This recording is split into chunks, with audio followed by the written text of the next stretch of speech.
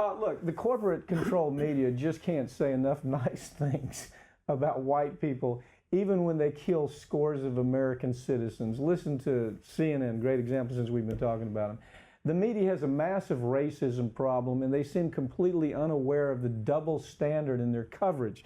Now, this story came up, and I had to read it a couple times to really appreciate the impact of what's being said here.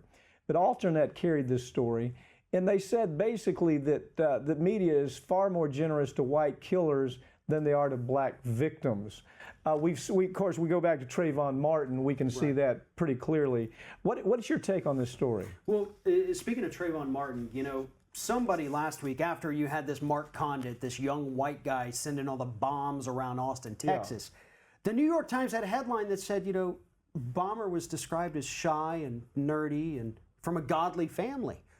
Those were the words, weren't they? Yeah. Shy, nerdy, from a godly family, quiet.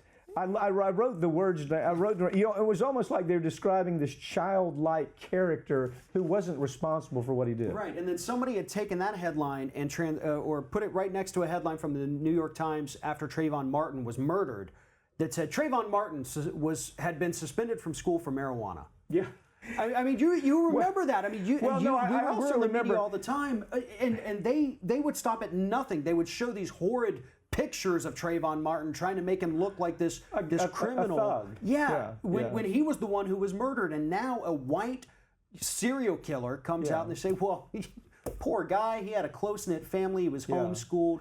Oh, he's just a misunderstood little psychopath. Mark O'Mara, the defense lawyer for Trayvon Martin, for Zimmerman, is a good friend of mine. And as this case was taking place, every time he would see a headline like that, he would understand that's working as a way to free Zimmerman. And that's exactly what happened. But with Trayvon Martin, it wasn't just they made him look like a thug. They showed him with his T-shirt that says "Weeds, Fight, and Guns." You remember that? Yeah. And so it was all that same picture. There's probably a lot to this that probably needs a little more exploring.